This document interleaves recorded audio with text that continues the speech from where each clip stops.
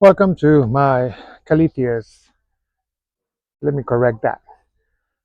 Marantaceae world. Why Marantaceae? That's the actual genus of this plant. Calatheas is just the species. Then you have Marantas, which are the ones behind me. I'm gonna break it down now in this video. You have Ctenanthes and Stromanthes. Well, in the previous video, you can see my channel there. It's talking about Calatheas as well. I disclosed that a little bit, but I did not talk about the name of the Calatheas in my collection. So in this particular episode, I'm gonna do a leaf shine, and not just for looks, but also as a deterrent for pests, and also to keep the leaves hold the water a little better. Because these plants, to be honest, actually like the Calatheas, are a lot more resilient in a much higher humidity. I'm talking about like 80%. And to be honest, nobody has really 80% humidity like that is consistent throughout the day, every day. So this is rainforest. Most of the Calatheas actually come from Brazil, but Calatheas have had a little change back in 2012, and that is the fact that they were renamed, some of them, or recategorized Goeppertias. I was saying it wrong. I was saying Goeppertias, but it's Goeppertias, and that happened in 2012 due to like genetic research, and they were about over 200 varieties of Calatheas, and now there's only 60 of them. The rest of the former Calatheas have now been renamed Goeppertias. It's the ones that are for sure former Calatheas and now Goeppertias. Yes, Varshavicii. So, and that's a name that you're gonna find also on philodendrons and even orchids and other plants as well. I don't know where the name comes from. Obviously, is Austrian or German. So I'm gonna start with the Versicii. I believe this is one of the most stunning Calatheas that there is because it's very velvety. And I'm starting with this because, like in the little next segment that I'm gonna show you, like down below, is the other plants on my collection that I don't do the leaf shine, and I'm gonna get to that in a little bit. So this is the Versicii Goeppertia sebra or Calathea sabrina. This also has a velvety texture. So the reasons that I don't do the leaf shine on this particular two, I have a bigger one that is on the little segment that is going to run in a minute. It's because the texture, it comes from like small little hairs that are on the top of the leaf. So I don't want to use my oil on top of that because that will disrupt the ring of the plant. And the other ones that I found a little too delicate, in my opinion, for that are the white fusion, and I have baby white fusion here with less variegation, and the yellow fusion, also known as Thai beauty. So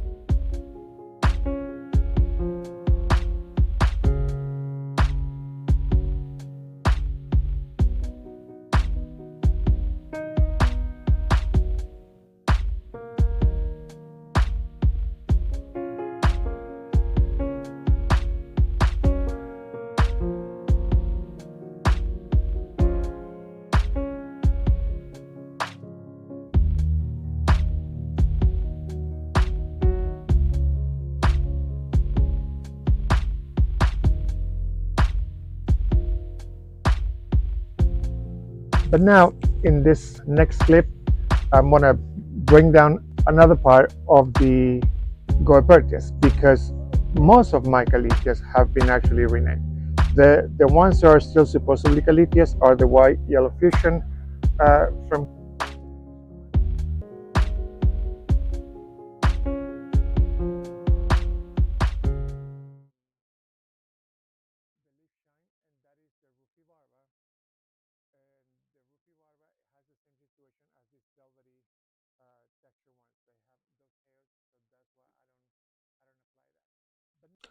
Okay, so these are the Rosiopicta, either uh, Calatheas, if you want to keep that name, or Goeppertias rosiopicta.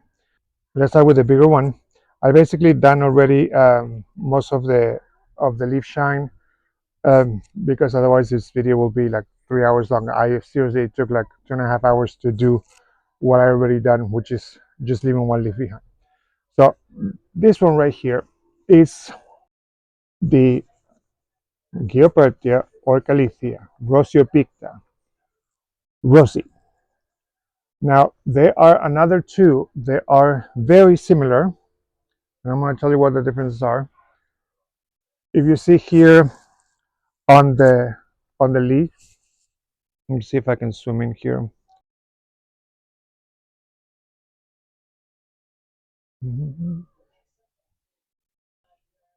On the pink splashes, they are like way distributed in the middle of the leaf. Then you're gonna find a crimson rose that it has just a little bit of splash right here on the bottom. And then there's also another one that is called Julia, I believe, that the pink are actually stripes and not splashes. So this is the rosy. Then in the same color we have the crimson, and this is just the crimson. And there's also another two that are similar, which is the little princess, and there's also a little princess Jessie. And of course there is the invert um, of this pattern, which is basically, and actually there's two of them, that the majority of the leaf is this almost black color, and then one of them has the ring around in pink with the vein or with the backbone in pink, and the other one has the edges in pink, being the rest of the leaves being more almost black. Okay, so this is Goeppertia crimson. This is the Goeppertia corona. Now this one is not looking so hot because he got attacked by my mealybugs, and as you can see, he got eat up. But this is the oil that I use. Is coconut oil. Make sure like you rub the leaves, and on the top you can do it on the bottom as well. Like it'll help deterring pests. But if you do so, make sure you wipe them real wet. Don't leave them wet with the oil, because that will make them hard for them to breathe. There's also a safe-proof method to do this, which is instead of using any type of oil, you can use insecticidal soap, and that you can just spray it in and then just rub it and clean the plants in that manner. The good thing that when you do the leaf shine on the plants, and again I do this every 6 months, sometimes maybe like once a year, is that I'm double checking, leaf by leaf, if I see any pest or anything, and like I can address that. Because with the spraying that we did yesterday, with the wash off that we did yesterday on the previous episode, there's a lot that can be left behind, because spider mites are easier to be like blast off by the water, but mealybugs tend to be a little more sticky. The last two in my collection are this. You see, like you can possibly think like that's the same plant, but it's not. Um, this one right here is the medallion. I was calling all of them medallion because they all look like medallions. And if you put them side by side, medallion is lighter, and it has like more striking pattern, and the vein in the middle, it continues having the purple of the stem throughout the vein in the middle of the leaf. Now this is a little more subtle when it comes to the vein, and it's a lot darker, the pattern. And if you see a very marked ring between the greens here is more splashy, and it's not quite a ring. It's just a splash that is between the colors. This is a very distinct ring around it. And this one is called Goeppertia Shine Star, or Calathea Shine Star.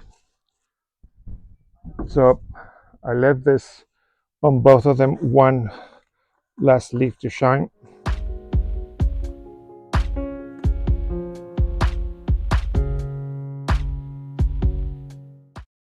So you have it. These are the last two of my Rosio variety. All right, so in this segment, now I'll bring you what I believe are the most famous Calatheas or Goeppertias, which are the Macoyana. And you can see here the difference between the shine, the side. I haven't worked on it yet, but I have worked on this side. So you see like the difference right there. Um, these are the most forgiving, in my opinion. The Macoyana is one of the easiest Calatheas to take care of. It's quite forgiving. It doesn't require that much humidity, and it, it gives this striking foliage as a result. So if you're a beginner and you want to know what Calathea to start with, then this will be a great choice. Now, if your question is about what Marantaceae family or variety of plant you can start with, Ctenanthes will be the most forgiving of all. Uh, After that will be the Stromanthes. After that will be the Marantas. Actually, the Marantas, and then the Stromanthes, and then the Calatheas, or Goeppertias. The I'm gonna show you the Marantas at the end. I'll show you in the previous clip a couple of them that I have on the pots that are behind the camera right now. And I haven't done any leaf shine on that or anything, but I'll give you another pass of that and take a closer look at the Marantas that I have, because I have all three Marantas that are available at least in the market here, which is the red Maranta, the lemon lime Maranta, and the silver band.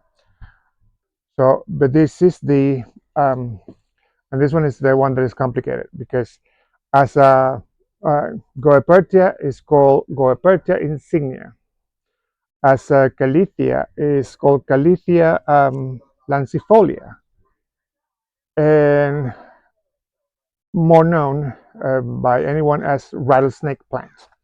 Okay, so talking about having like too many nicknames, but I'm going to show you right here. I have a baby one that has been growing inside,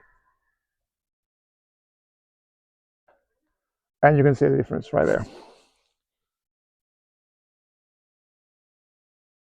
See how the edges are not crispy, and the foliage is very green. So this is what this should look like if I would have taken better care of. Now, as a Calathea, the name as a Calathea is called Mosaica, and as a plant, it's called the network plant, because it looks like a little kind of like a network drawing of the matrix. And let me show you right here.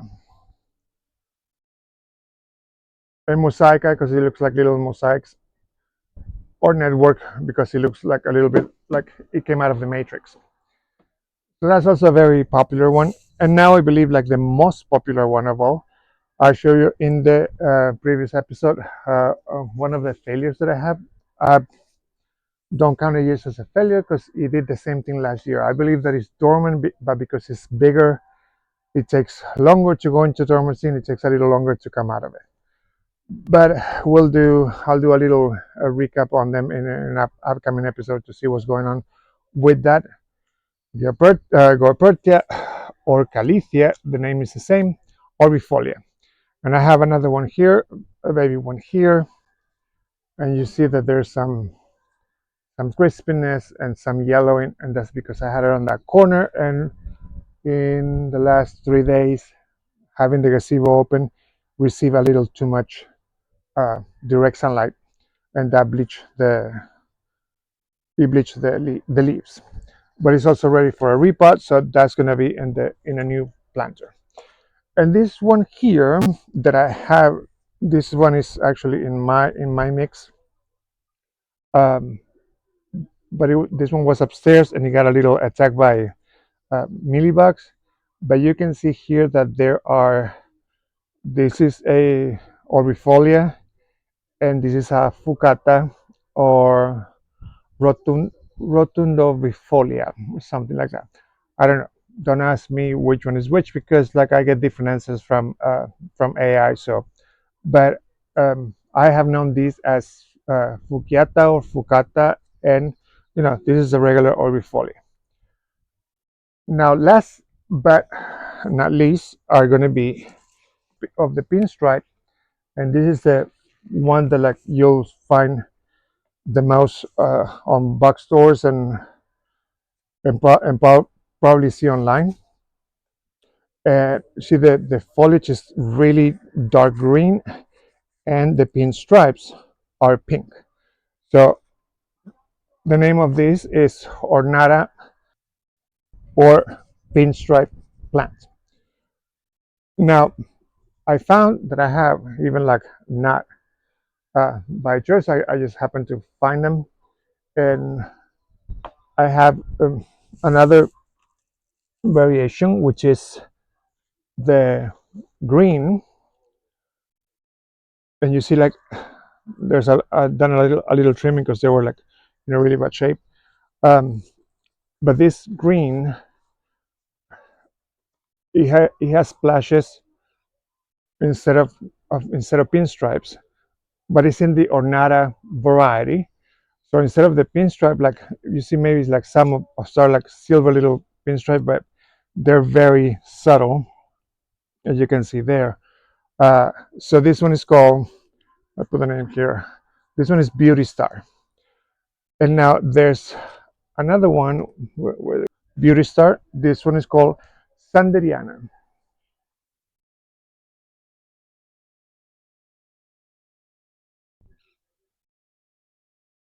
Little baby one. Now I have two more over here, and this one I found fascinating because it's a little different than the other Calatheas that I have.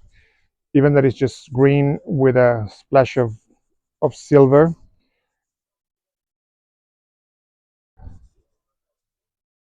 You can almost say that it's another Rosiopicta, but this is not Rosiopicta because you can see that the leaves um,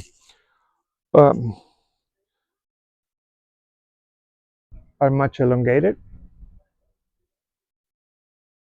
And this is a Meili Beauty Star. I will put the names like underneath, so there's no doubt about that. Because I might be butchering the pronunciation. And now on the hard ones, for me at least, the ones that are the more dramatic, that like will throw the biggest tantrums of all the Calatheas, at least that I have and that I had, because I had a couple that like I murder by missing one watering, is are these. This is the Calathea or Goeppertia Louis Louisiae. Louisiae. One of those pronunciations. Um, that one is also, maybe it also is known as misto, but I'm not sure if it's the same patterns or not. Miso is also another variety or cultivar that is quite finicky, and there's also Louisier variety that is called Maui Queen, and it's much darker, and it has this pattern is smaller and brighter. It's almost white. It's quite beautiful, but it's extremely finicky when it comes to the humidity, the watering, and the airflow, and everything in the mix. The light. I mean, talking about someone a demanding plant. if you want a demanding, challenging plant, get a Maui Queen Calathea, and it'll give you a run for it. Now I have, I believe, the last one that I couldn't put together with any of these other ones because it's separate almost on its own, and it's the Leopardina.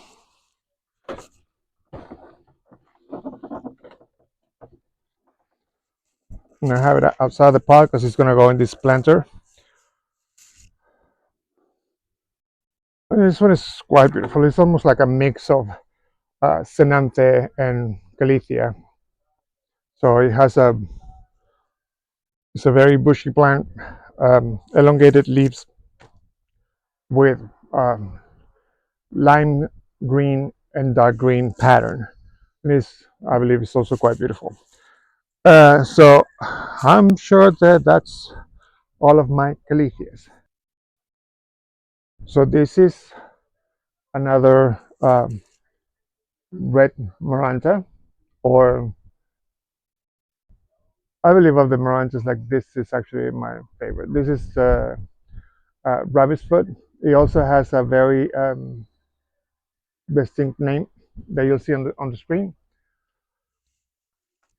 And on the that's the silver bend, and that's the lemon lime. So the next episode is going to be the mixed Calathea planter that we've been working on with the fabrication of the container and cleaning up the foliage and shining the leaves and getting the names correct. If you like the video, please consider dropping a like, subscribe for the next uploads. If you want to support me to keep doing this, there's also a link on my page for Buy Me a Coffee under David's Reactions. And I will talk to you soon.